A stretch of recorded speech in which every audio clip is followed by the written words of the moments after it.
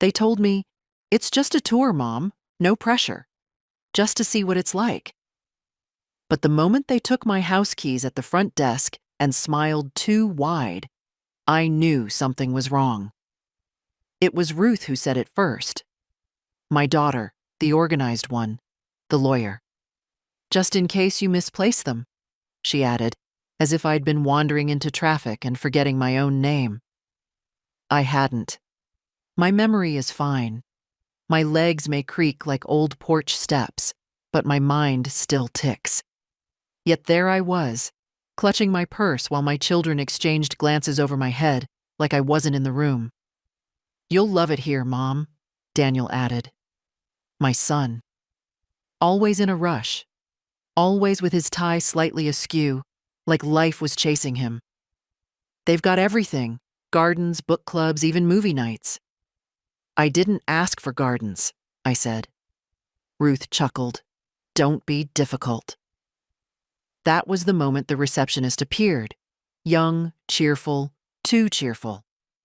"Mrs. Holloway, we're so glad you've come. Let me show you to your room."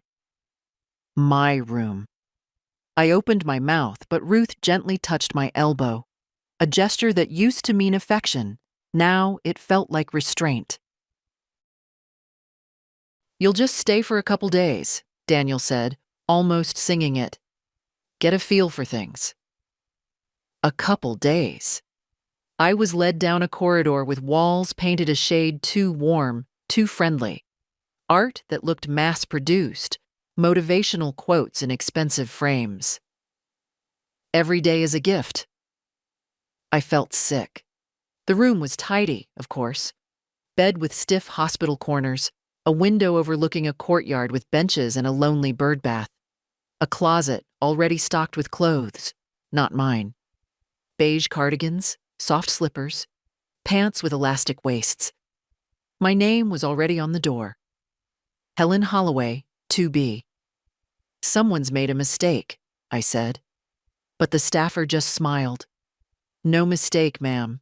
Ruth and Daniel signed everything this morning. You're all checked in." "Checked in," I repeated, like a suitcase. I turned toward the hallway, but my children had vanished. They left me. Not even a goodbye. No hug. No handshake. Just the quiet slap of betrayal echoing off polished floors. I sat on the bed. My hands shook, but not from age. From rage. From the sickening realization that my own children had planned this. Not discussed, not offered, planned. Behind my back. In my purse was my phone. I called Daniel, straight to voicemail. Ruth. Same. I called my neighbor Lydia, voicemail. I called the landline in my house. Disconnected. I stood, walked to the door and twisted the knob. Locked. A tour. They called it a tour. An orderly passed by and gave me a look. Pity mixed with practiced patience.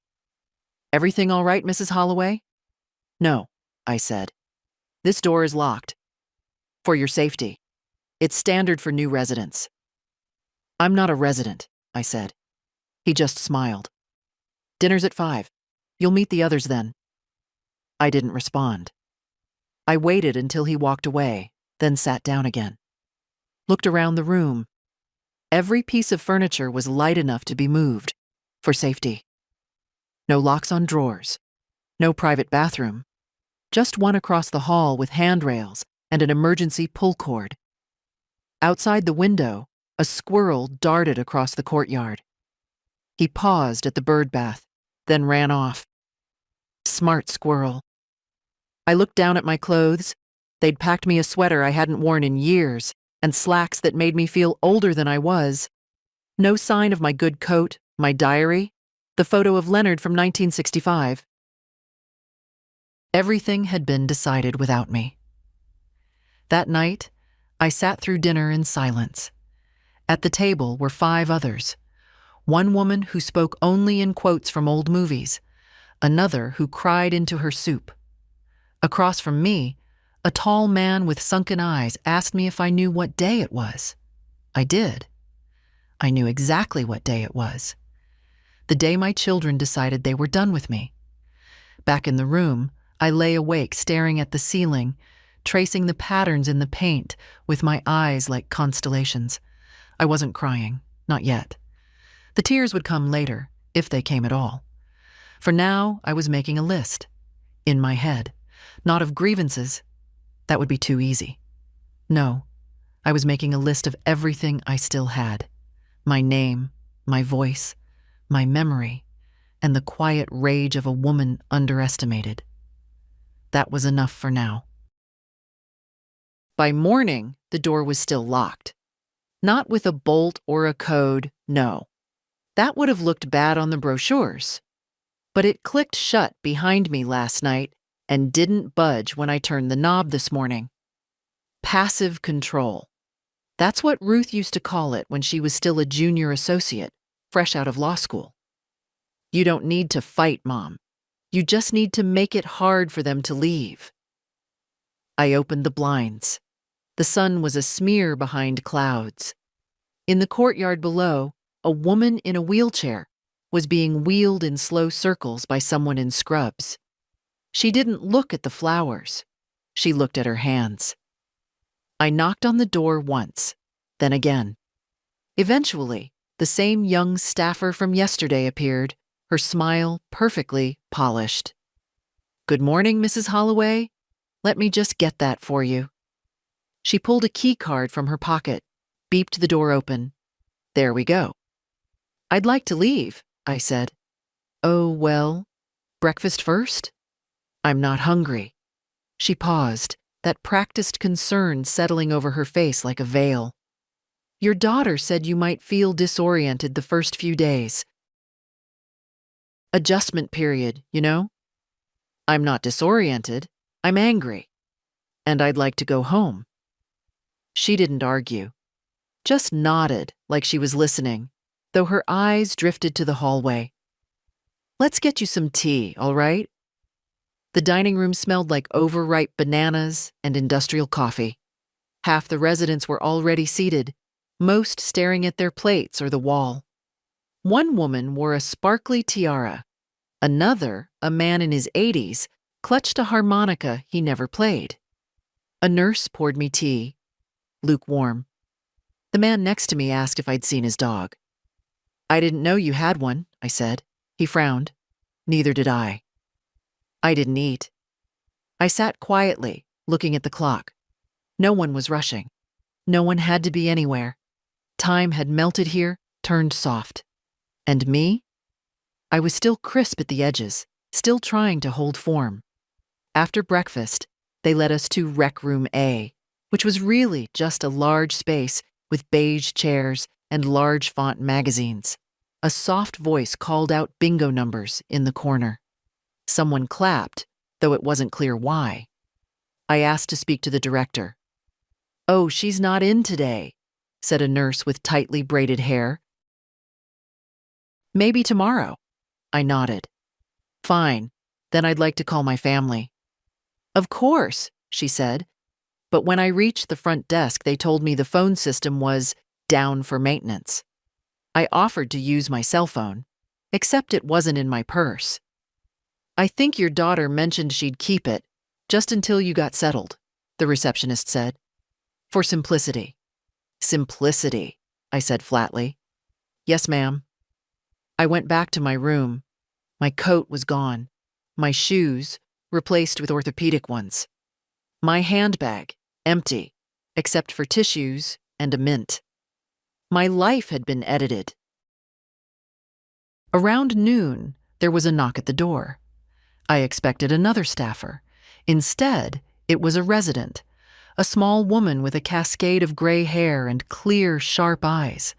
She wore a brooch in the shape of a leaf, and her hands trembled only when she held still. "May I sit?" she asked. I nodded. "I'm Alma," she said. "You're new." "Seems that way." She studied me for a moment. "Let me guess. They told you it was a tour." I turned to her. "How did you know?"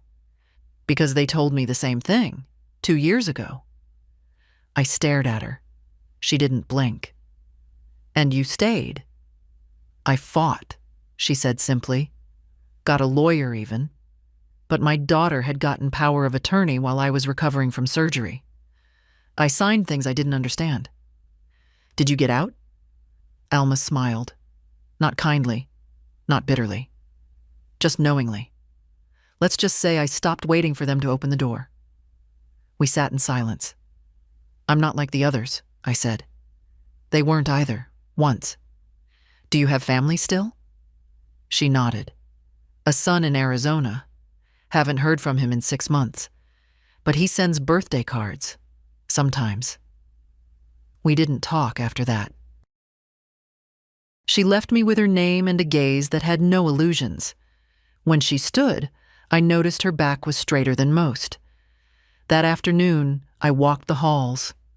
Slowly, purposefully. I noted every exit, every office, every hallway camera. I wasn't planning an escape. Not yet. I was gathering facts. At the far end of the north wing, a door stood half open. Inside, an administrative office. Desks, papers, computer monitors. I paused. No one inside. On the wall, a bulletin board, lists of names. One caught my eye. Holloway, Helen. Resident. Full admission paperwork received. Next of kin, Ruth D. Warren, daughter. Legal POA active as of May 14th. My hand curled into a fist. I was wrong. This wasn't about a misunderstanding. It was betrayal. Quiet, polished, and complete. I didn't cry. Instead, I walked back to my room, sat on the bed, and began planning. On the third morning, I stopped knocking. The staff would come eventually. They always did. Unlock the door like it was a matter of routine, like it wasn't a prison in disguise. But I'd learned something. If I didn't ask, they came slower. If I looked like I was adjusting, they relaxed. Let them relax. Breakfast was the same. Powdered eggs, weak tea, and the same woman across from me humming tunelessly into her oatmeal. I smiled at Alma when she passed my table, and she gave the smallest of nods. Nothing more. She understood. Real action never starts with noise. After breakfast, I asked the staff if I could call my daughter. "Oh, Ruth," the young woman in pink scrubs chirped. "She said she'd be by later this week." "I didn't ask when she'd visit," I replied. "I asked to call her." A pause. "Well, the family said it's better if you focus on settling in first. Fewer distractions." "I see," I said, though what I really saw was that Ruth had covered every angle. I spent the morning in the common room, not for company, but for access. One of the orderlies had left their clipboard on the counter. I walked past, glanced down. Supply orders, notes, room assignments, Wi-Fi password, WCH guest, password, welcome home 22. I tucked that into memory and made my way to the small reading nook in the corner, where a single desktop computer sat against the wall. It was slow, covered in smudges, but functional. No one paid attention. Most residents weren't interested in tech. But I'd worked in accounts payable at the shipping yard for 27 years. I knew my way around a keyboard. I opened the browser, typed quickly. Power of attorney elder parent reversal state of Virginia. Articles popped up. Legal forums. PDF templates. Most important of all, it could be challenged, especially if the original paperwork was signed under stress or without full comprehension. I wrote down names, law firms, advocates for elder rights. A place called Silver Shield Legal stuck out. They had a whole section dedicated to situations like mine. Of course I couldn't call. I didn't have a phone. Yet. I returned to my room, mind buzzing. The world hadn't closed on me. It had just narrowed. Someone knocked. It wasn't staff. It was Alma. "You looked busy," she said, not asking. I was. She stepped inside, no invitation needed, sat on the chair across from me. You're not like the others. No, I agreed. She pulled something from her pocket. A flip phone. Scratched, old, but intact. Found it in the laundry chute, she said.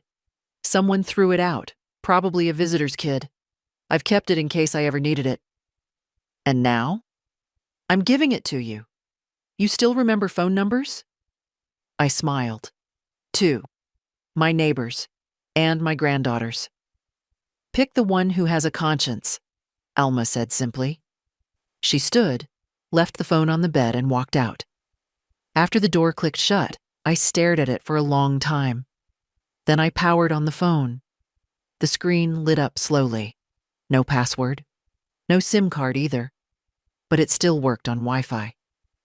I connected to WCH Guest. Typed in, Welcome Home 22.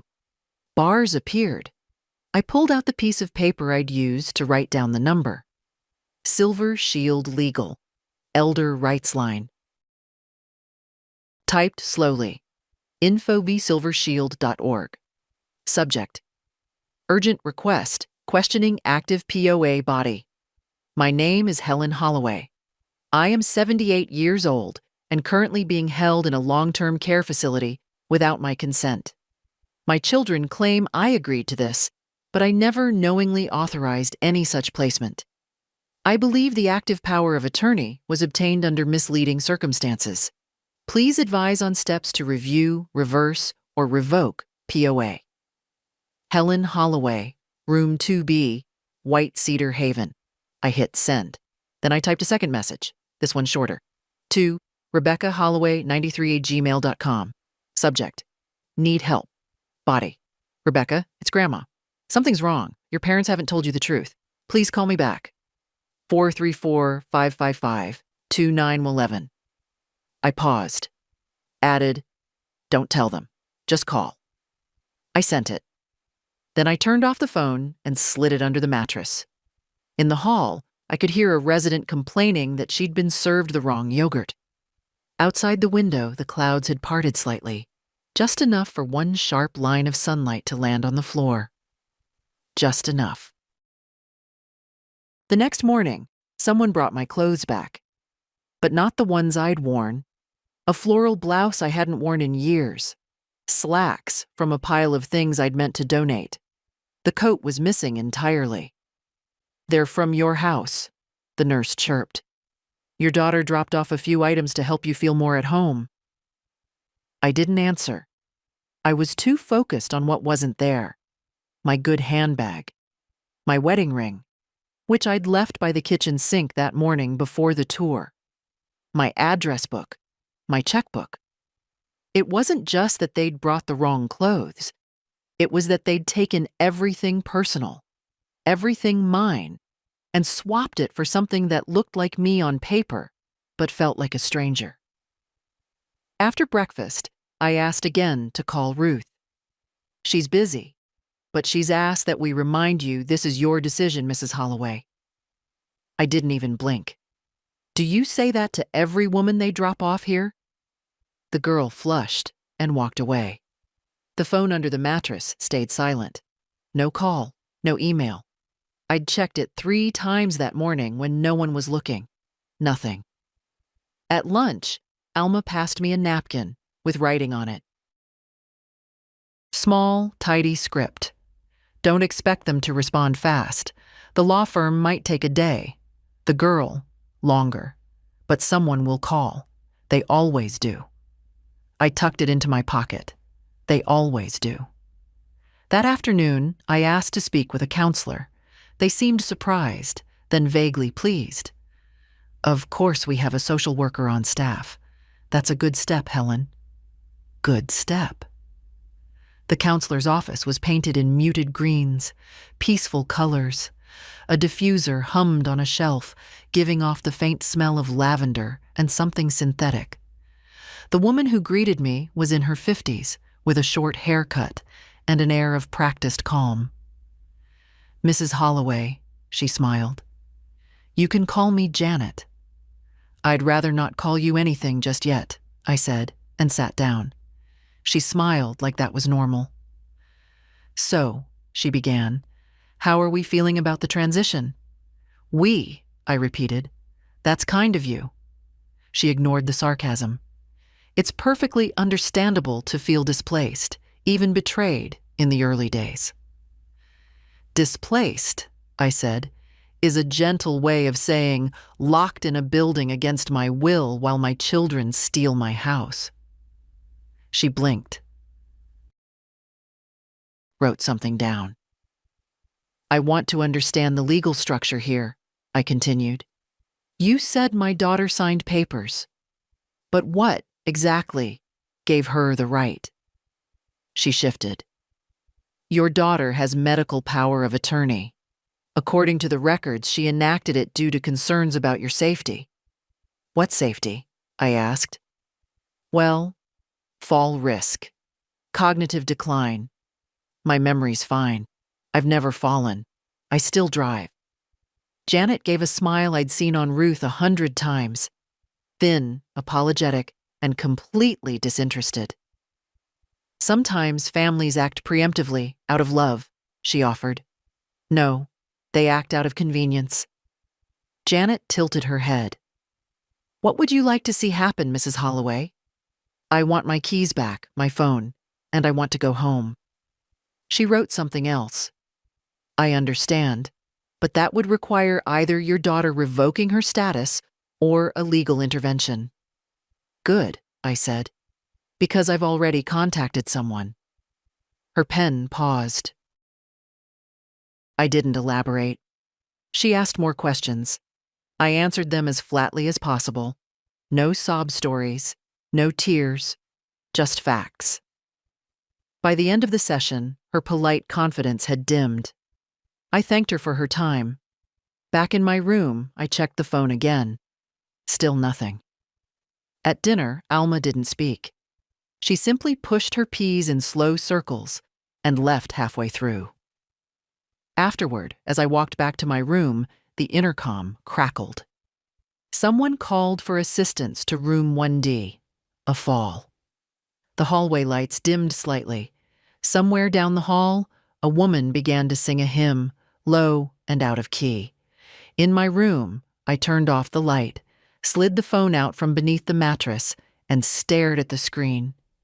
Still black. No calls. But as I was about to power it down, a soft buzz. One new message. From Silver Shield Legal. Dear Mrs. Holloway, we received your message and are reviewing the circumstances. Could you provide the exact dates and documents you recall signing? We'll begin by verifying the legality of the current POA and whether it can be challenged. Please respond at your earliest convenience. Respectfully, Maya L. Client Intake Coordinator, Silver Shield Legal. I stared at the message. Then I typed slowly. May 14th. Signed discharge forms after a routine scan. No mention of power of attorney. No witnesses, no lawyer. I was recovering from anesthesia. I believe my daughter acted unilaterally. I hit send. Then I stared at the wall, waiting for the fear to come. But it didn't. Only a strange, cool sense of readiness. I wasn't asking anymore. I was telling. I never used to believe in signs, but that morning, something small shifted. It was the birds. They'd never come that close to the window before. Just pigeons or the occasional squirrel rooting around the courtyard. But this time, a small robin landed right on the sill outside my room. It stayed longer than it should have. Just looked at me through the glass and tilted its head like it had a question. I stood still, watching. Maybe it was nothing. Maybe it was something. Downstairs, they served the usual gray porridge and watery coffee. Someone had spilled juice on the floor. A staff member muttered while mopping it up. I passed Alma in the hallway. She didn't speak, just looked at me sharply, then nodded toward the north wing. I got the message. Later that morning, when most residents had been shepherded into some life enrichment program, art therapy, or chair yoga. I walked toward the hallway she'd meant. The administrative office door was ajar again. Inside, no one. I stepped in. Quiet. Quick. The computer was on. Unlocked. Someone had gone to the restroom and left it running. Sloppy. On the desk was a clipboard, the same one I'd seen earlier but with a new page on top. Resident status updates. I scanned the list. My name was highlighted. Helen Holloway. Adjustment complete, next review in 6 months. Adjustment complete. I sat down quickly, hands shaking but steady enough. Opened the internet browser, logged into the Wi-Fi, pulled up my email. There it was, another reply from Silver Shield. Mrs. Holloway, thank you for your detailed response. Based on the circumstances described, we believe you may have grounds to challenge the POA and your current placement. We'd like to arrange a phone consultation. Do you have access to a private phone line? Maya L. Client intake. Silver Shield, I replied quickly. I have a phone, no SIM card, Wi-Fi only. I can call if you provide a number and time. The reply came within 2 minutes. Call us at 1-800-441-8990 at 4 p.m. today. Ask for Maya or Stephen. We'll be ready. I closed the browser, deleted history, stepped out fast. As I reached the hallway, I saw someone, a nurse, watching me from the end of the corridor. She didn't speak, just narrowed her eyes. Too much attention. I returned to my room, closed the door, slid the phone out from under the mattress, waited. At 3:55, I powered it on, connected to Wi-Fi, sat on the bed and waited for the seconds to crawl forward. At exactly 4:00, I dialed. It rang. Then a voice. Silver Shield Legal, this is Maya. I swallowed. This is Helen Holloway. She didn't hesitate. We've got you, Helen. I'm here with Stephen. He's our lead elder law attorney. We're going to help you, but we need to act carefully. Stephen came on the line. His voice was older, slower. Mrs. Holloway, I've read your emails. The situation is disturbing, but not uncommon. Now, I need you to answer a few questions truthfully. Can you do that? Yes. Have you signed any document in the last 30 days while under medication or in a medical facility? Yes. May 14th. I was groggy after a scan. They handed me papers, said it was routine. Was a lawyer present? No. Witnesses? No. Did you understand that you were granting power of attorney? No. I didn't even know that's what it was. A pause. Good. That helps. We may be able to nullify it entirely. I closed my eyes. Relief swept through me, but I held it down. Stephen continued. Next step. We file an emergency petition to revoke POA and request an independent assessment. For that, we need access to any prior documents, medical history, and your existing will. Do you have a lawyer of record? Yes, my old lawyer. Name's Harriet Voss, office downtown. She handled my will years ago. Perfect. We'll contact her. Do you give us permission? Yes. Good. Now, he said, you need to know something. Your daughter, Ruth, right? She'll be notified. She may contest. I expect her to. He paused again. Are you prepared for that? I didn't hesitate. Yes. Then we move. Maya came back on the line. We'll send you an authorization form to sign. Just tap the link when it arrives. It'll grant us legal standing to speak on your behalf. We'll take it from there. The call ended. I sat there, phone still in my hand, heart hammering, not with fear, but with something else. Agency. At 4:22, the link arrived. I tapped it. Signed. Done. By dinner, Alma was waiting outside my room. "You made the call," she said quietly. "I did." Her face softened.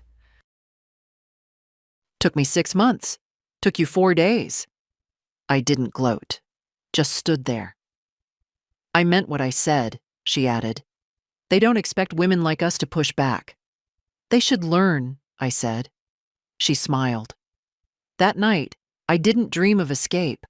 I dreamed of my front door, unlocked, and mine again. The call with Silver Shield had changed everything, but outside my room, nothing had changed at all. Same hallway, same quiet hum of artificial air. Same woman down the hall who called every nurse Margaret, even though none of them were named Margaret. But inside me, something had turned. I no longer felt like a guest in my own skin. That night, after dinner, I sat alone in my room. The lights off. Just the pale blue glow from the window. I didn't want to see the room's furniture. Didn't want to acknowledge the soft slippers on the floor that weren't mine. The plastic clock that ticked too loudly. I needed to feel something solid. Something that belonged to me. So I did something I hadn't done in years. I wrote myself a letter. Not to anyone else. Not to my children. Not to a lawyer or a judge. To myself. I took the small notepad from the nightstand drawer, the kind they leave to make you feel like you have control over anything, and wrote across the first page, "To the woman who has not disappeared." I paused, then began. "You are still here, even though they've closed the door behind you and called it safety. Even though they've replaced your name with resident, your past with paperwork, your independence with soft-voiced pity. You are still here. You who raised 2 children on 1 income after Leonard died. You who learned how to unclog a drain, file your taxes, change a flat, write a sympathy card, and write a letter of protest to the city council. All in the same year. You who once pulled a boy with a broken wrist off a football field and drove him to the ER while his mother panicked. You who hosted Thanksgiving alone for 12 years after Ruth's divorce made family gatherings too complicated. You who taught Rebecca how to boil an egg and how to say no without a smile. You're still that woman. And this place? It's not the end of your story. It's a wrong turn. It's a detour. It's a page someone else tried to write for you with their pen, but you've still got yours. I put the pen down.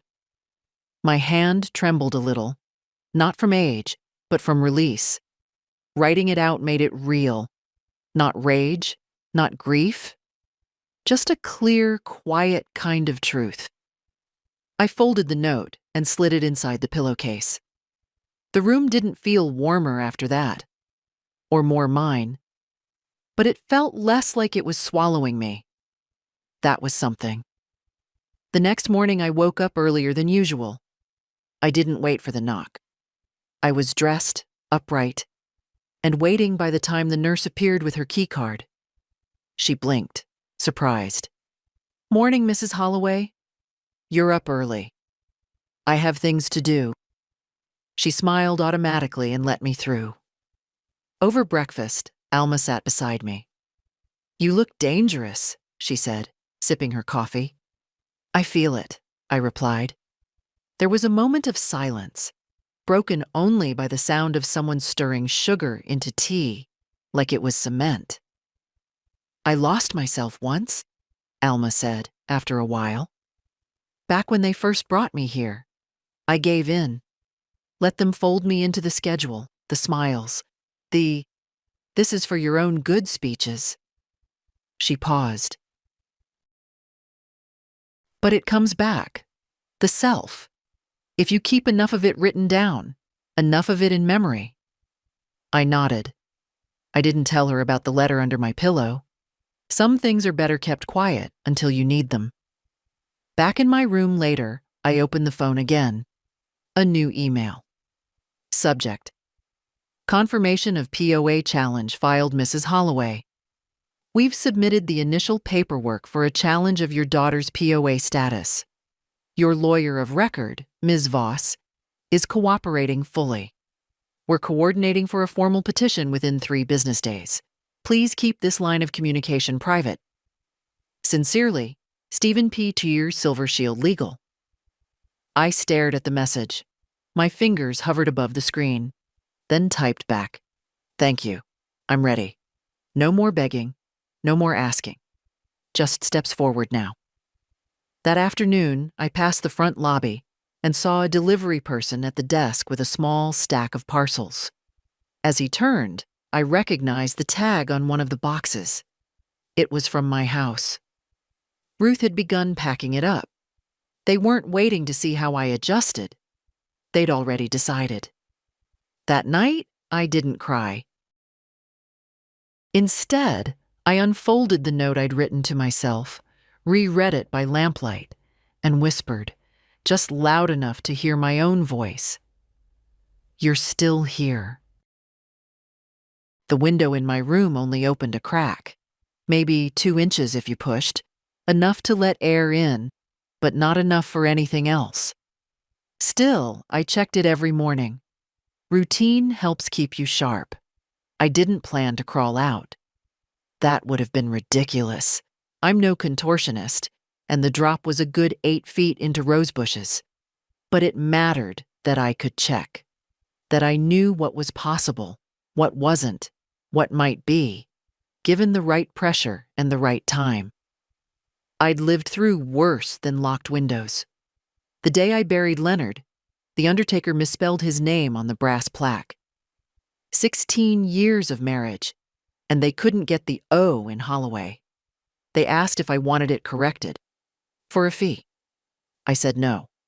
Instead, I stood beside that casket and said his name out loud 3 times, so he'd know I remembered it right. Some things you don't leave in writing. You carry them in your voice. Today, I was going to use mine. After breakfast, they led us to movement hour, which meant sitting in a circle while a young woman in gym shoes waved her arms like we were all trying to flag down rescue helicopters. I sat at the edge, moving just enough to stay off the radar. I had a plan. At 10:15, like clockwork, the group transitioned to hydration break, which was just lukewarm water in paper cups. I slipped away while everyone else was being herded into the lounge, back to the administrative wing. This time, I didn't aim for the computer. I aimed for the door marked records. Locked. But I'd seen the receptionist use a keypad earlier. Quick 3 taps, no glance, muscle memory. People who punch in codes every day stop thinking about them. I stood still, recalling her fingers. Right. Down. Right. I tried 273. A click. The door opened. Inside, rows of filing cabinets. Steel, labeled by last name. I found HJ, slid it open, and there it was. Holloway, Helen. Manila folder. Thin. I pulled it out and flipped through. Signed intake form, dated May 14th. POA document. 1 page. Signature barely legible. No witness. No notary seal. Evaluation report from Ruth's private physician recommending a supervised living environment due to observed forgetfulness. Handwritten notes from Ruth. Mom forgets dates. Almost left stove on twice. I stared at the paper. The stove. That had happened once. 3 years ago, when I was making soup and got distracted by a delivery at the door. I'd caught it myself. Forgetfulness?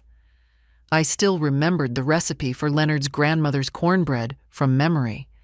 Exact measurements, and the pan size, too. I took pictures of each page with the phone. No time to be polite about it. As I slipped the file back, I heard footsteps. Fast. Coming this way. I didn't panic. I closed the drawer quietly. walked to the other side of the room, grabbed a random binder and opened it on the desk as if I'd been there reviewing something all along. The door opened. Receptionist. "Oh," she said, startled. "Mrs. Holloway, are you lost?" "No," I said calmly. "Janet, the counselor, said I could review my records. I was just checking which one was mine." She blinked. "That's something we normally supervise," she said. "Good. Then supervise." A pause. Then she smiled that tight smile they use when they're trying not to escalate. "I'll let her know." She closed the door. I waited 5 seconds, slid the binder back, and walked out the opposite side of the corridor, the long way around, past the linen cart and the window with the dusty fern. Back in my room, I sent the photos to Silver Shield. 10 minutes later, Maya replied, "These are helpful. Thank you. No witness, PUS, no notary, nowhere's weak POA. The physician's note might cause delay, but we're preparing a response. Keep documenting. Keep quiet. You're doing everything right." I stared at those last 4 words. You're doing everything right. I hadn't heard that in years. Not from Ruth. Not from Daniel. Not even from myself. Later that afternoon, there was a knock. I expected staff, but it was Alma. She stepped in and sat down without a word, then reached into her coat and handed me a silver key. I stared at it. "What's this?" She looked at me, calm as ever. "Laundry access. Night shifts are short-staffed. There's a service door in the basement. They leave it propped open for vendors. Leads straight to the side lot." "You've used it?" "Once," she said. "Didn't go far. Just sat outside for a while, listened to real air." "And no one noticed?" "They notice," Alma said. "But they let it go if you come back." She paused. "Just don't get caught with the key." I held it in my palm. Cold. Small. Heavy for its size. A piece of quiet rebellion. Not for escape. Not yet. But for the knowing. For the choice. Alma stood. "You're not alone in this, Helen. Don't let them make you forget that." She left. And for the first time since Ruth closed that car door and drove away, I didn't feel like a prisoner. I felt like a woman who still had options. The laundry room was quieter than I expected. Cement floors, humming machines, a single vending machine that blinked in the corner, out of order. The smell of bleach and fabric softener clung to the air like a second skin. I went down after midnight, when the halls were empty except for the night nurse who always watched reality TV with the volume too low. The key Alma gave me slid easily into the lock. The door opened. Just a crack. Outside, darkness. A side lot. A narrow service path leading between buildings toward the rear exit where the delivery trucks pulled in. No cameras here. Just shadows and silence. I didn't step out. Not yet. But I stood in that doorway for a long minute, breathing in air that hadn't passed through filters or vents or fragrance diffusers. Then I closed the door, locked it, and went back upstairs. The next morning, Alma was waiting for me at the edge of the dining room. She didn't ask questions, just looked at my face. Whatever she saw, it was enough. We ate in silence, her toast untouched, my tea gone cold. When the staff ushered us into the sunroom for Morning Brights, their name, not mine, she leaned toward me and said, "You ready to talk to someone who's not a lawyer?" I raised an eyebrow. "Someone on the inside." I followed her later to the far end of the West Wing, past rooms that hadn't been filled in months. One door was open just slightly, and inside sat a woman with a shaved head, her back to us. She was adjusting something in the mechanism of a wheelchair. Not her own, I realized. with the kind of care you don't learn from a training manual. Marcy, Alma said softly. This is Helen. Marcy turned. Early 60s, wiry, with hands that had seen work. She wore a maintenance badge, not nursing. But her polo shirt was the same pale blue, uniformed invisibility. She's Ruth's mother, Alma added. Marcy raised an eyebrow. The lawyer? I nodded. I know her type. She turned back to the wheelchair, clicked something into place, then stood. You want out? She asked. I want my life back. Marcy grinned. Not kindly, not unkindly, just honest. Well, you've got backbone. I'll give you that. She motioned for us to sit. What do you need from me? She asked. Proof, I said. That they're locking people in, that the POA wasn't legal, that families are doing this without consent and no one stops them. Marcy nodded. That's what I thought. She reached under the desk, pulled out a notebook. Thick, spiral bound, with tabs and colored flags sticking out at angles. I started logging things 3 years ago, she said. Dates, notes, transfers. Every time someone came in claiming voluntary placement and then screamed in the hallway an hour later. Every time someone's phone was taken for security. Every time someone's meds got adjusted without a second opinion. I stared. Alma placed a hand on mine. She's been waiting for someone to come along who could use it, she said. Why not go public? I asked. Marcy shrugged.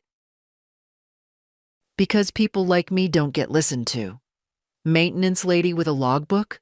That's not a whistleblower. That's a liability. But a resident with a lawyer and a paper trail? Exactly. Marcy handed me a copy. Not the original. She wasn't stupid. You want the rest. You get your lawyer to call me direct. I'll talk. I'll testify. I just want the damn place on record for what it really is. What about your job? Marcy snorted. You think this is my dream gig? I stay because I got no mortgage and no kids to screw me over. But I've got my limits. She stood. You be careful, she added. Ruth's got pull. She'll get uglier before this is done. I'm not afraid of her, I said. You should be. But that doesn't mean you stop. As we left, Alma looked at me with something close to pride.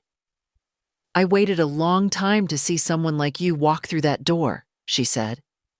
Back in my room, I scanned the pages. Names I recognized. Dates I remembered. Phrases like room door disabled and no notice given before room move and family took all personal effects without resident consent. I emailed the document to Maya. Her reply came an hour later. This is gold, verifiable, dated.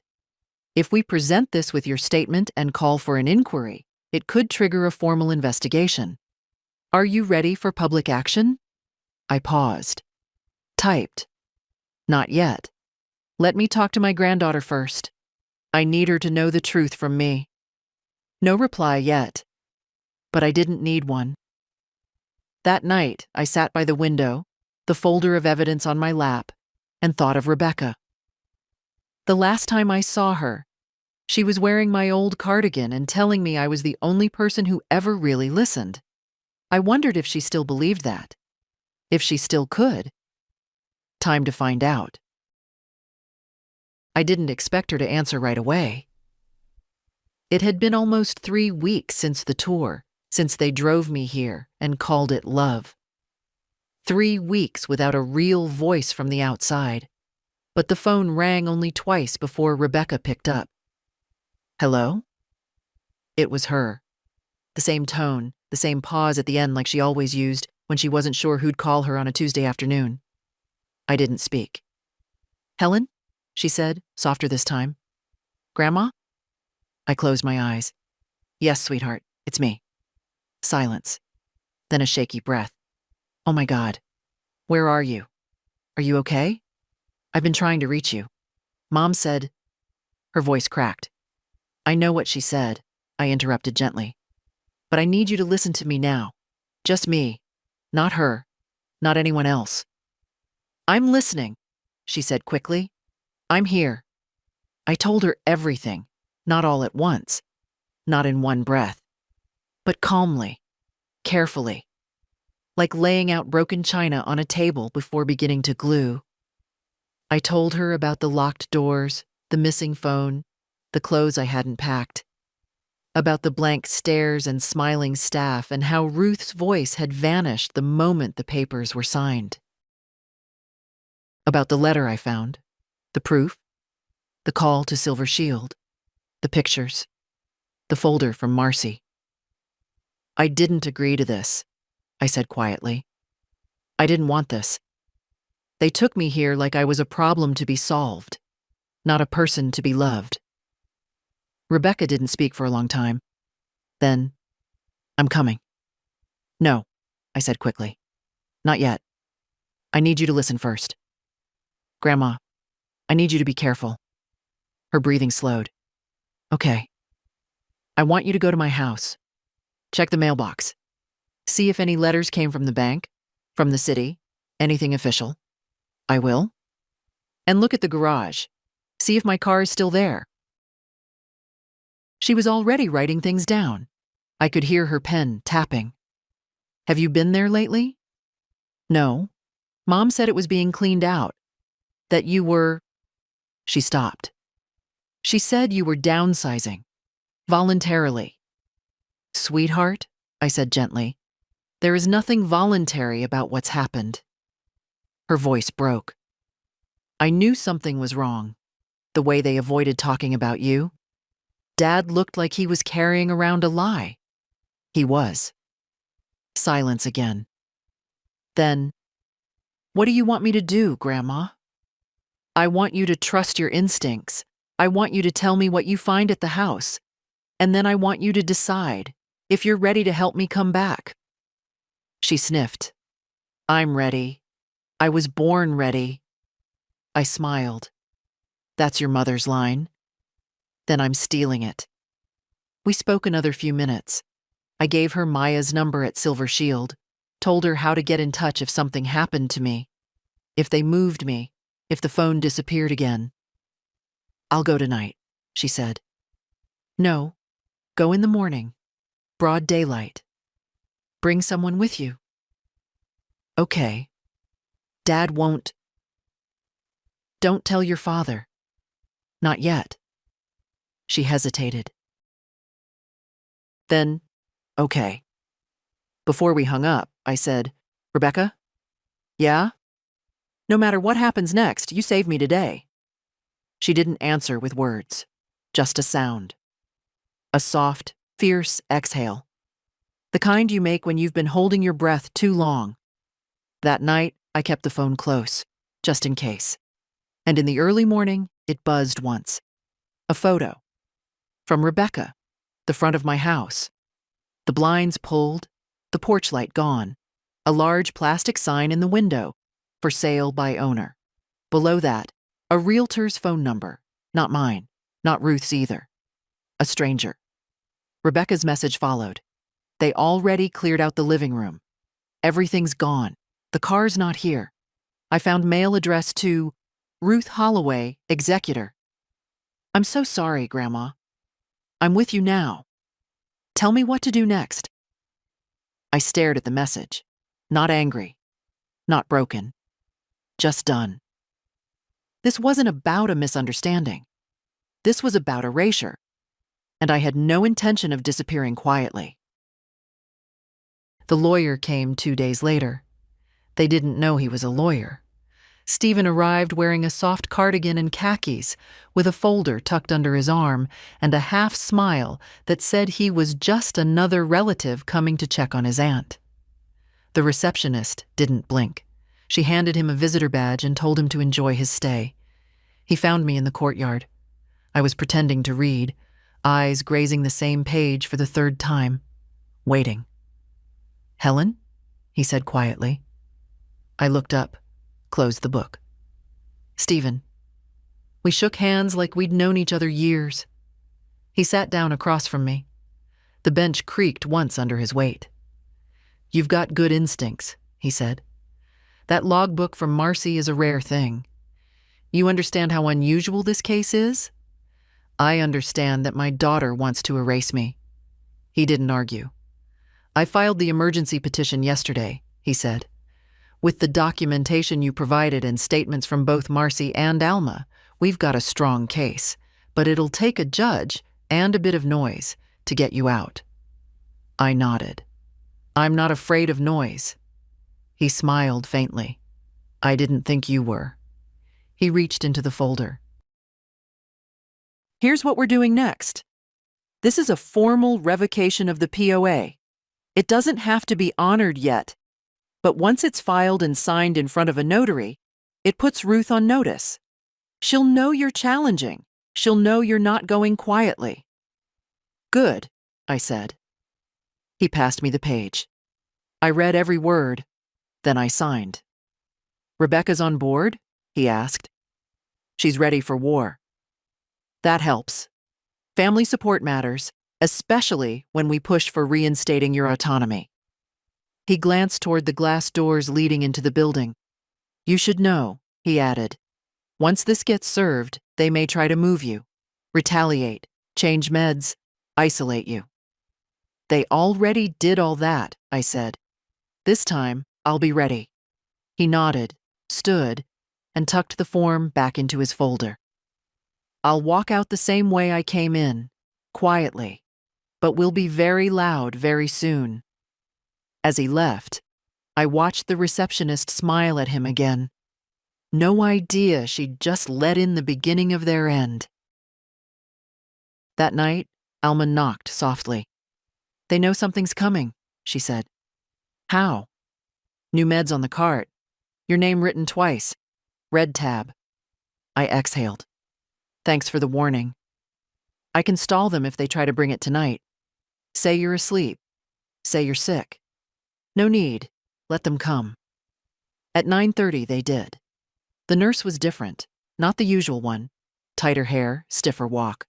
She held a small paper cup. "Evening dosage, Mrs. Holloway." I looked at the pills. 3. 1 new. "I haven't taken these before." "Just something mild to help with agitation," she said. "Doctor's note." I didn't move. "I'm not agitated," I said calmly. "I'm very clear, and I won't be taking anything new without a full medical explanation and signed consent." She paused. Then her face hardened. "This is standard protocol." "No," I said. "This is chemical compliance." She blinked. "You don't get to sedate me into silence." I didn't raise my voice. I didn't need to. I simply stood and looked her in the eye. After a long moment, she left. Cup untouched. Door left open. In the hallway, I saw Alma watching from the shadows. She didn't smile. She just nodded. Like we'd crossed something together. The next morning, a new sign appeared in the hallway. "Room 2B under Wellness Review, limited visitation. Please refer to staff." I laughed. Out loud, for the first time since I arrived. They were scared. Good. They should be. The day they got me to sign the papers, I remember 3 things. First, the nurse's perfume. Something floral and artificial, like wilted roses in a hospital gift shop. Second, Ruth's voice. Low, coaxing. "It's just a consent form for your scan, Mom. Nothing complicated. You can sign it now or wait until later, but we'll be here a while either way." Third, how tired I was. How my fingers didn't feel like mine when I held the pen. I signed. Didn't ask for a copy. Didn't ask what else was on the clipboard. They timed it perfectly. After a CT scan, when the sedative was still thick in my blood and the room was too bright. A nurse in the corner. Ruth standing close. I didn't know then that one of those pages would declare me legally powerless. I didn't even know they had a doctor in their pocket, some private friend of Ruth's from the old firm who scribbled possible cognitive decline based on 2 10-minute phone calls and a single missed appointment. But Stephen knew. He laid it all out for me over the phone that evening, in a voice just calm enough to contain the fury. "They used a loophole," he said. "Your daughter filed for durable medical POA using that physician's letter. No second opinion, no evaluation from a neutral party, just one letter and your groggy signature." "Is that enough?" I asked. "Sometimes, in the wrong judge's hands. But we've seen this pattern before. Families using temporary vulnerability to build a legal wall around someone's life. And you can tear it down? We're already shaking it." He told me Rebecca had sent notarized statements about the state of the house, the missing car, the packed boxes, the for sale sign that had gone up within days of my admission. "She's your strongest witness," Stephen said. "And she's already been in touch with your old lawyer, Harriet Voss. The will you signed last year. It names you as your own executor. Ruth was never listed, which means if she's acting in that role now, it's fraud." I closed my eyes. Ruth always did hate waiting. "I need you to do something," Stephen said. "When the administrator comes, and she will, probably within the next 48 hours, you don't engage, you don't argue. You say one sentence: 'My attorney has instructed me not to discuss legal matters without him present.' Then you end it. That's all. That's everything." The call ended. I sat with that sentence like it was a small shield I could carry in my palm. My attorney has instructed me not to discuss legal matters without him present. 12 words. 12 words I would have killed to have 3 weeks ago. The next morning, it happened just as Stephen predicted. I was called to the director's office, room 104, where the chairs were just soft enough to feel like compliance and the walls were lined with prints of calm rivers and muted clouds. Ruth was there. Of course she was, wearing a blazer too expensive for empathy. "Mom," she began, "we need to talk about your behavior. Refusing medication, sneaking into restricted areas, disrupting staff. It's becoming dangerous." I looked at her, then at the woman beside her, a blonde with tightly clipped hair and a clipboard in her lap, the administrator. "I'm not discussing legal matters without my attorney present," I said clearly. Ruth blinked. "What?" I repeated it. The administrator straightened slightly. "We're not here about legal matters." "Yes," I said. "You are." Silence. Then Ruth leaned forward. "Mom, you don't know what's at stake here. You're not well. You don't get to decide that." Her mouth snapped shut. "I'm not confused. I'm not broken. I'm not slipping away." I stood. "You tried to write me out of my own story, Ruth, but I've got the pen back now." And I walked out. No yelling, no threats. Just the soft tap of my shoes on polished linoleum and a weight that finally wasn't mine to carry anymore. Back in my room, Alma was waiting. She didn't ask what happened. She just handed me a cookie wrapped in a napkin. "Peanut butter," she said. "Stolen from lunch. You earned it." I bit into it. Dry, crumbly, perfect. That night, I slept with the phone beside me, turned on, fully charged. I knew what was coming, and for the first time since they took my keys, I was ready. The bank call came at 11:42 a.m. A quiet ring, just one bar of reception on the Wi-Fi. I nearly missed it, the phone tucked between socks in my top drawer. "This is Helen," I whispered. The voice on the other end was calm, professional. a woman named Patrice from Harriet Voss's office. Mrs. Holloway, I'm calling to confirm we've filed an emergency freeze on all personal banking accounts under your name. The request was processed this morning. I exhaled. She continued. The freeze includes joint accounts with Ruth Warren. All scheduled withdrawals, including payments for the White Cedar facility, have been suspended. I closed my eyes. Thank you. There's more. We've submitted a property hold on your house.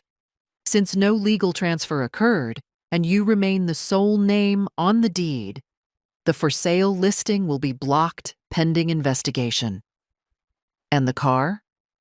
Rebecca found it, she said gently. Your daughter left it parked at her office. We've filed a claim of unauthorized use. Rebecca's returning it to your driveway today. I didn't speak. There was nothing to say yet. Just the quiet return of ownership, not just of my things, but of myself. Harriet wanted me to tell you, Patrice added. You're not alone. We're working fast. The judge granted an initial hearing. It's set for Thursday morning. 2 days. How likely is it I'll be allowed to leave? If the judge agrees the POA was fraudulently enacted and you're deemed competent? Very likely. I thanked her again and hung up. The hallway was quiet. Too quiet. They knew. They hadn't said anything. No knocks, no meetings. But I could feel the shift. The way the nurses watched me out of the corners of their eyes. The way my meals arrived lukewarm. The way the art therapist canceled her session without explanation. I wasn't just a resident anymore. I was a threat. And threats don't get kindness. They get silence. Good. I wasn't here to be liked. I was here to walk out the front door with my name still mine and my dignity intact. That afternoon, Alma brought news. They pulled Ruth's name off the visitor list, she whispered. Someone told the desk you filed a complaint. I did. They're scared, she said. They should be. We sat in the sunroom, the one with the fake fireplace and chairs that always felt slightly damp, and watched a man in his 90s stack playing cards for no reason. What will you do, Alma asked, when you get out? I thought about it. I'll walk through every room of my house in silence. No music, no TV, no voices. Just my feet on the floorboards. She smiled. That sounds like church. It is, I said. My kind. That evening, I received an email from Maya. Subject, confirmed. POA legally suspended pending hearing. We've received formal acknowledgement from the court. The power of attorney has been temporarily revoked. Your daughter no longer has decision-making power over your finances, care, or property. Next step is the hearing. We'll be there. You'll speak. Be clear. Be steady. That's all. You've done incredibly well, Helen. Maya. I reread it 3 times, then turned off the phone. Not from fear. From peace. They couldn't touch my accounts. They couldn't sell my house. They couldn't feed me pills or pack my things or use words like combative or confused and expect me to shrink beneath them. They'd taken everything but my voice. And now I'd taken it back. That night, as I walked the hallway, I passed the open door of room 3F, where a woman I barely knew sat alone, staring out the window at nothing. I stepped inside, sat beside her, didn't speak, just sat. Because sometimes the most radical thing you can do for another woman is simply stay. Not fix, not fight. Just be still beside her long enough that she remembers she's not invisible. The courthouse was smaller than I remembered. Last time I'd been there, Leonard and I were applying for our marriage license, a lifetime ago. The walls had been painted since then, but the stairs still creaked the same way. You could tell they were used to people climbing them with heavy hearts. Stephen met me at the entrance. "You okay?" he asked. "I'm steady," I said. And I was. Inside, they led me to a bench near the front. Rebecca sat behind me, her hands folded tight in her lap, jaw clenched. She wore a navy sweater, one I hadn't seen since Christmas 2 years ago. Ruth arrived late, alone. No Daniel, no husband, just a stack of folders and her expression. Composed, blank, unreadable. She didn't look at me. I didn't need her to. The judge was a woman in her 60s, gray hair pulled back, glasses low on her nose. She didn't smile. She didn't need to. The room settled. Stephen stood first, explained the situation clearly, cleanly. No drama. The unlawful POA, the timing of the signatures, the missing notary, the conflicting physician reports, the seized assets, the isolated care. He showed the photos of my house half-packed, the "for sale" sign. He presented Marcy's logbook and Alma's affidavit. Then he stepped back. Ruth stood. Her voice, for the first time in years, sounded thin. "Your Honor," she began, "I acted out of concern. My mother's memory has been failing. She's left the stove on. She forgets names, dates." "I forget birthdays, too," the judge interrupted. "That doesn't mean I need someone taking my car." A flush rose in Ruth's neck. "She agreed to the placement." "No," I said aloud. The judge turned to me. "Mrs. Holloway, you're welcome to speak." I stood. No notes, no script. "I was not informed," I said. "I was sedated when they put documents in front of me. No witness, no lawyer, no explanation. I trusted my daughter and she used that moment to remove my autonomy." Ruth shifted in her seat. "I've lived alone for years," I continued. "Paid my own bills, drove my own car. I may walk slower, but I think clearly. I am not confused. I am not unstable. I am not gone." I looked straight at the judge. "I am still here." The room held its breath. The judge nodded slowly, then turned to Ruth. "Why did you rush the house listing?" she asked. Ruth fumbled. "To manage future expenses." "The car?" "No one was using it." "And you didn't think to discuss any of this with your mother before acting?" "She wasn't in a condition to—" "Who told you that? The family physician you play tennis with?" Silence. Then the judge leaned back in her chair. "Here's what we're going to do," she said. "I'm revoking the power of attorney in full, effective immediately. The respondent, Ruth Holloway, is to cease all financial or medical decisions on behalf of the petitioner." Stephen exhaled beside me. The judge continued. "Mrs. Helen Holloway is to be released from White Cedar Haven under her own authority. Her property and accounts are to be returned to her without delay." Then she paused, looked at me. "You did good, ma'am. Most don't push back this far. But you stood up." I nodded. "I had help." She smiled, just slightly. "We all need help. It's the fighting back that counts." Gavel down, hearing over. Just like that, the machine stopped moving. Rebecca hugged me outside, not with tears, with pressure, with strength. Like she was holding up something heavy that had finally cracked. "You were incredible," she whispered. "I was just honest." "That's not easy." "No," I said. "It's not." But it was mine. The key still worked. That surprised me. After everything, the forms, the hearings, the months of silence, I half expected to slide the key in and feel nothing. A lock changed. A cold click. But it turned. The door opened, and I stepped back inside my house. Rebecca stood behind me, holding the grocery bag. Milk, bread, a few basics. She didn't speak. She knew I needed to go first. The air inside was still. No scent, no music. Just quiet. Heavy, but not sad. Familiar. I walked through the front room slowly, letting my eyes land where they wanted. The rug was missing, the one Leonard brought back from that conference in New Mexico. The clock was gone too, and the lamp by the window. Little things that had no resale value, just story. They'd taken the stories. I found the marks on the wall from where pictures used to hang. Nail holes. A faint outline of dust. In the kitchen, the calendar still said May. The 14th circled. Dr. W, 10 a.m. The day it all began. I left it up. I opened cabinets.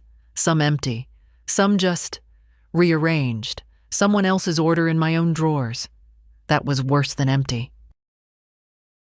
But the chair by the window was still there. And the cracked teacup. And the old radio with the loose knob. And the scent, faint but real, of lemon soap on the sink. It was mine. Bit by bit, it was still mine. Rebecca moved quietly behind me, set the groceries down, unloaded them like she'd been doing it for years. "Do you want me to stay tonight?" she asked. "No," I said gently. "Not yet." She nodded. Didn't look hurt. "Call me if anything feels off."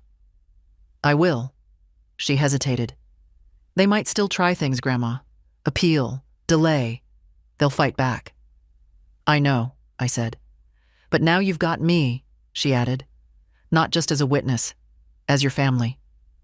I looked at her, and for the first time in a long time, I didn't feel like someone's burden. I felt seen. She left with the same quiet she'd entered, and I locked the door behind her. Slowly, from the inside. I made tea. It tasted flat. Old bags, water too hard. But it was mine. I drank it by the window, watching the neighbors walk their dogs, kids riding bikes in loose loops down the sidewalk. The life I thought I'd lost hadn't vanished. It had waited. Quietly, just like me. That night, I slept in my own bed. The sheets were stiffer than I remembered. The mattress had a dip in the middle now. And the silence? It rang like a bell, but it was honest. And it asked nothing of me but to rest. Not prove, not explain, not obey. Just rest. I keep the file folder in the drawer next to my chair. Not out of paranoia. Not anymore. But because it matters that it's there. The printed emails. The court notice. The notarized revocation of the POA. The photocopies of Ruth's attempts. The house. The car. The medical orders. They sit there like a reminder. Someone tried to erase me. And failed. I don't read them often, but I don't throw them away. Some truths don't need retelling. They just need to be kept. Rebecca visits every Saturday. She doesn't come with flowers. She brings questions, mail, a new book. Once, a video from some woman on the internet talking about elder advocacy. Her face lit up when she saw the topic. "You started something," she said. Maybe I did. But I didn't do it for advocacy. I did it because one morning, someone took my keys at the door and smiled like it was kindness. And I knew in my bones that if I didn't fight right then, I'd never be let back in. The house is still quiet. I keep it that way on purpose. The television works, but it stays off. The radio hums low in the afternoon, classical or sometimes old swing. I sit in the chair by the window with a cup of tea and the newspaper, even if I don't read much beyond the headlines. Sometimes quiet is how you know you're still in charge. Other days I walk. Not far, just to the corner and back. But each step feels earned. Neighbors wave again. Some didn't know what had happened. Some did, but didn't ask. I don't mind either way. Not everything needs a retelling. Alma writes letters. She stayed behind by choice. said she wasn't ready to go. Not yet. But she writes with sharpness now. Fire. Like someone lit a lamp in the back of her mind, and it's still burning. Marcy quit. Last I heard, she was helping file a formal complaint against the facility with the state. I hope she finishes what she started. But I already know she's done more than most. And Ruth? We haven't spoken. No apology. No explanation. Just a silence that hums like absence, not peace. And that's fine. Some things aren't mended. Some things are simply seen and then left behind. She thought she knew what was best for me. But what she really wanted was to make me smaller, more manageable, forgettable. That's the part that stings. Not the betrayal, but the shrinking. She didn't think I'd push back. Didn't think I'd have allies. Didn't think I'd remember how to speak in a room built to ignore me. But I did. And I still do. The phone rings sometimes. Reporters, legal offices, advocacy groups. I don't answer most. I didn't do this to be a symbol. I did it because I was not done living, and no one gets to decide that but me. So now I write. A little, most mornings, in longhand. Not for anyone. Just for me. Letters, mostly. Some to Leonard. Some to myself. Some to women I've never met, but who I know are out there. Sitting in rooms where the lights buzz too bright, where the doors don't open, where people talk around them like they're already gone. I write to say, you're not gone. You're not forgotten. And you are not small. Not just because I got out, but because you can, too. If you're reading this, and someone made you feel like you don't get to decide anymore, remember this. You do. You always did. They just hoped you'd forget. Don't. Like, share, or leave a comment. Someone out there might need this today,